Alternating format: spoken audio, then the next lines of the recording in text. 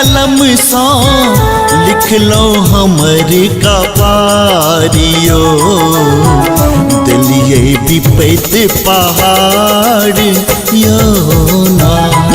यो बाबा कौन कलम सा लिख लो हमर कपारियो, दिलिए विपैत पहाड़ यो ना।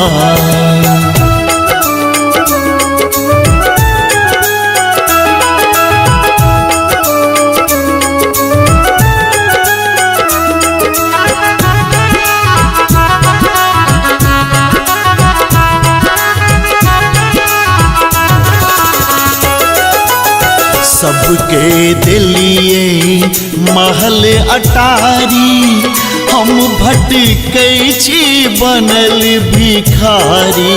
सबके दिलिए महल अटारी, हम भटकै छी बनल भिखारी। यो सबके दिलिए महल अटारी, हम भटकै छी बनल भिखारियो। बाबा हमरा बेर किया के लिए बंद के बारियो, दिलिए विपैत पहाड़ियो ना।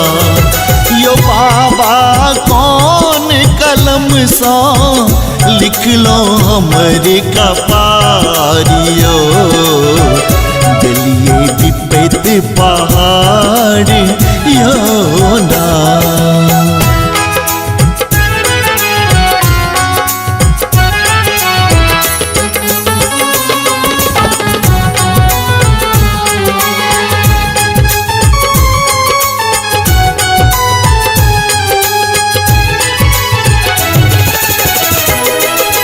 कहबी अहिया नाथक नाथ, कहिया करबै हमरो सनाथ। कहबी अहि अनाथक नाथ, कहिया करबै हमरो सनाथ। यो कहबी अहि अनाथक नाथ, कहिया करबै हमरो सनाथ। यो शंकर खोलू नयन कने, हमरो करू उधारियो, दिलिए विपैत पहाड़ियो ना। यो बाबा कौन कलम सा लिख लो हमर कपारियो, दिलिए विपैत पहाड़ियो ना।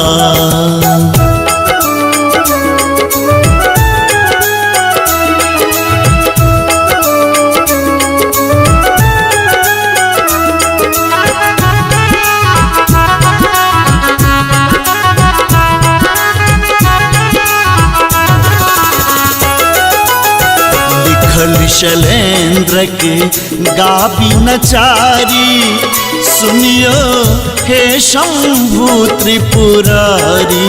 लिखल शैलेंद्र के गाबी नचारी, सुनियो हे शंभु त्रिपुरारी। लिखल शैलेंद्र के गाबी नचारी, सुनियो हे शंभु त्रिपुरारी। आबो राम बाबू के विनती करू स्वीकारियो, दिलिए विपैत पहाड़ी यो ना। यो बाबा कौन कलम सा लिख लो हमर कपारियो, दिलिए विपैत पहाड़ियो ना।